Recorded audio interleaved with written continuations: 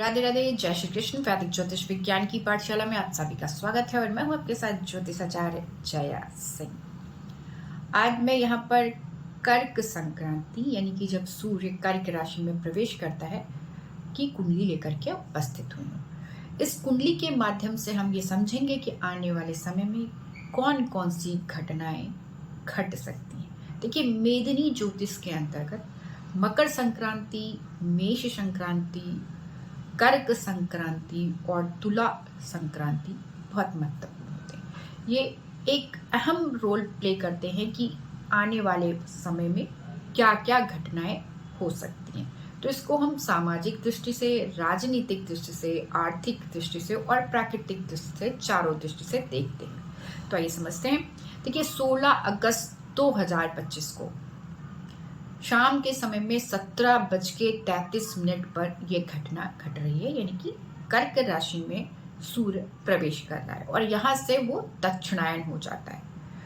और ये जो सूर्य है, जिस दिन की घटना हो रही है उस दिन बुधवार का दिन है और चंद्रमा मीन राशि में है, श्रवण मास है और कृष्ण पक्ष का षष्ठी तिथि है। और जो नक्षत्र है चंद्रमा के है वो उत्तर भाद्रपद है और जो अतिगंड इसका योग बना हुआ है। तो कुछ चीजें अच्छी हैं और कुछ चीजें इसमें से संभावना जो है वो बहुत ही ज्यादा प्रश्न चिन्ह उठाने वाली बनती है। अब यहाँ पर देखें तो ये जो चार्ट बनता है इसमें धनु लगन आता है और धनु लगन जो है वो मूल नक्षत्र में आ रहा है और साथ में जो नक्षत्र है वो 4 डिग्री का है, 4 डिग्री 48 मिनट का। तो द्वितीय चरण है मूल नक्षत्र का। और यहाँ पर और चीजें देखते हैं तो 3rd हाउस में राहु है और 9th हाउस में केतु है और इन दोनों का संबंध मंगल से बना हुआ है, जो कि द्वादशेश है पंचमेश के साथ साथ, जो कि 9वें भाव में बैठ करके राहु को भी देखता है और केतु को भी संबंध बना रहा है। अब यहाँ पर आगे बढ़े तो जो शनि है वो अभी अभी वक्री हुआ है और चतुर्थ भाव में स्थित है, तृतीयेश और द्वितीयेश होकर के। किसके साथ बैठा है? चंद्रमा, जो कि अष्टमेश है, उसके साथ बैठा हुआ है और जिस पर मंगल की दृष्टि है। अब आगे और बढ़ते हैं तो शुक्र यहाँ पर अपने भाव में वृषभ राशि में बैठा हुआ है, एकादशीश होकर के अच्छा लग रहा है। और यहाँ पर जो गुरु है वो मिथुन राशि में बैठा हुआ है और वहां से वो लग्न से संबंध बना रहा है, एकादश भाव से संबंध बना रहा है और तृतीय भाव से संबंध बना रहा है। अब आगे बढ़ते हैं। जो सूर्य है वो और बुध अष्टम भाव में बैठे हैं, दशमेश और नवमेश होकर के। जो सूर्य है वो अष्टम भाव में जा रहे हैं कर्क संक्रांति में और साथ में किसके बैठे हैं? बुध के, जो कि दशमेश है और सप्तमेश है, अष्टम भाव में जाकर के स्थित हो गया है। अब जब हम नवम भाव में जाते हैं तो हम पहले से जानते हैं कि वहां पर मंगल और केतु का संबंध है। तो आइए अब इसको हम राजनीतिक दृष्टिकोण से समझते हैं। देखिए, यहाँ पर राजनीतिक दृष्टिकोण से अगर हम देखते हैं तो यहाँ पर बड़ा खेला होवे ऐसी संभावना प्रकट होती है। यहाँ पर द्वादशीश की भूमिका, यानी कि अभी जैसे हमें दिखाई पड़ता है कि कभी नोटो के प्रेसिडेंट तो कभी कोई टैरिफ लगा रहे हैं, 100% टैरिफ लगा रहे हैं, तो यहाँ पर ये संभावना प्रकट कर रहा है कि विपक्ष अपनी भूमिका बहुत निगेटिव तरीके से प्ले करने जा रहा है और उसमें मोदी का विरोध करते करते कब वो राष्ट्र विरोधी हरकतों में चला जा रहा है उसे पता भी नहीं चलेगा।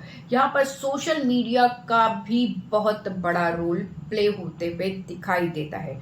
धर्म से संबंधित चीजों पर उन्माद की संभावना है, ये भी इस चार्ट से क्लियरली प्रकट होता है। इसमें कुछ बचाव जो है वो इस तरह से दिखता है कि गुरु लग्न से संबंध बना रहा है, अपने भाव को देखता है तो प्रोटेक्शन देता है और अगर गुप्त तौर पर गुप्त सूचनाओं के आधार पर सरकार कोई बड़ा निर्णय लेती है गुप्त तरीके से तो ही इससे बचने की संभावना है। क्योंकि जब हम इसके नवांश चार्ट पर जाते हैं तो वृषभ लग्न उदय होता है, जो कि इस चार्ट का 6ठा भाव है और साथ ही साथ वो भी राहु केतु एक्सिस में लग्न का भाव आ जाता है। और फिर यहाँ पर मंगल और शनि का लगातार संबंध बना हुआ है, तो अग्रेशन, उन्माद कंटिन्यूअस दिखाई दे रहा है। और ऊपर से जो कॉम्बिनेशन है उसमें गुरु जो अभी वहां पहले दशमेश अष्टम में था, अब अष्टमेश दशम में चला गया है, तो एक प्रयास करने की कोशिश की जाएगी राजनीतिक रूप से कमजोर करने के, सरकार को अस्थिर बनाए जाने की, जो कि प्रयास निरर्थक जाएगा। लेकिन कुछ प्रदेशों में इसको जरूर देखा जाएगा, जिसमें से दिल्ली सरकार भी हो सकती है, बंगाल की सरकार भी हो सकती है, कश्मीर की सरकार भी हो सकती है, महाराष्ट्र की सरकार और साउथ की सरकार भी हो सकती है।